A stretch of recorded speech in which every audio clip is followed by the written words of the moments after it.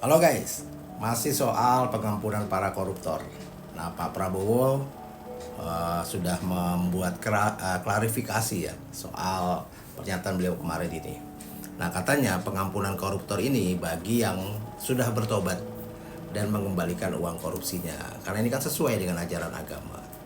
Nah, masalahnya dari mana kita tahu kalau dia sudah bertobat? Dan bagaimana kita tahu sudah mengembalikan semua hasil korupsinya kalau dilakukan dengan diam-diam? Saya rasa basi lah ya pernyataan seperti ini.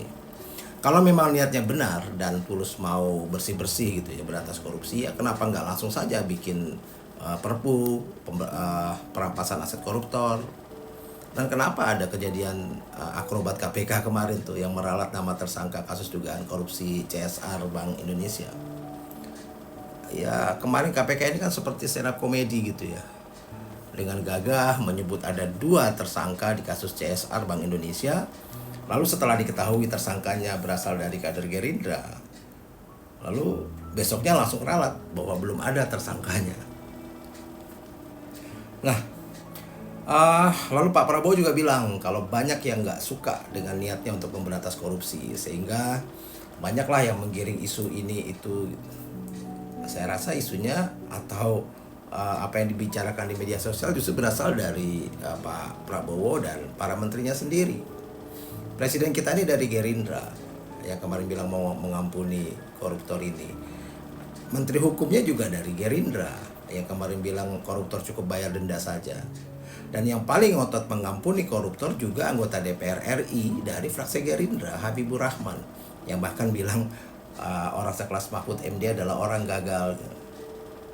So, ada apa dengan Partai Gerindra? Kok sepertinya begitu sopan dan santun kepada para koruptor kita? Kenapa koruptor harus diampuni? Bahkan dengan hanya cukup mengembalikan uang negara yang dikorupsinya, atau bahkan dengan bayar denda saja. Kita jadi teringat ya pidato Prabowo dulu ketika kampanye di kemarin juga 2019 juga saya rasa, seingat saya pernah mengatakan bahwa korupsi kecil-kecil itu nggak apa-apa.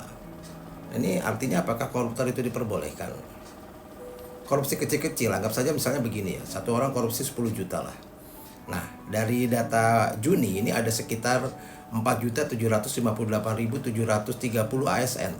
Nah, kalau mereka melakukan korupsi kecil-kecilan 10 juta saja satu orang, anggaplah yang korupsi sekitar 20%, sekitar 800 ribuan.